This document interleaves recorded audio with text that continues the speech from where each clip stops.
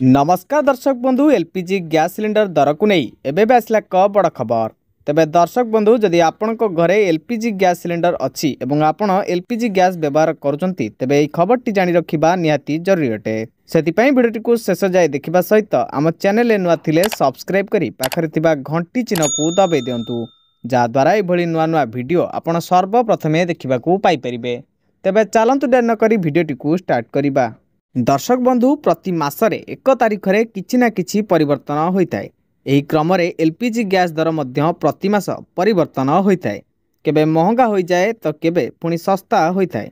तेबे आउ 2 दिन परे सेप्टेम्बर मास शेष हेबाकू जाउची आउ अक्टोबर मास आरंभ हेबाकू जाउची। अक्टोबर मासरे एलपीजी गैस दर सस्ता होई पारे जहाँकि एक सूत्ररू जना पड़िची। आज भारतीय बजार रे 14 किलोग्राम सिलिंडर रो मूल्य 852 टंका 50 पैसा रही। वर्तमान नुआ दिल्ली रे 14 किलोग्राम घरोई गैस सिलिंडर रो मूल्य 853 टंका रही। सेहीपरि मुंबई रे 14 किलोग्राम सिलिंडर रो मूल्य 852 टंका रे बिक्री होउची।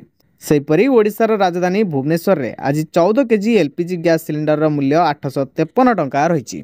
तेबे दर्शक बंधु याथिला एलपीजी गैस सिलिंडर दर को नहीं संपूर्ण डिटेल्स जाके आपण माने ई वीडियो रे जानिबा को पाइले। भिडियोटी भल लगे गोटे लाइक कर दिंतु। आम चैनल नुआ थिले सब्सक्राइब करी पाखरे थिबा घंटी चिन्ह को दबाई दिंतु।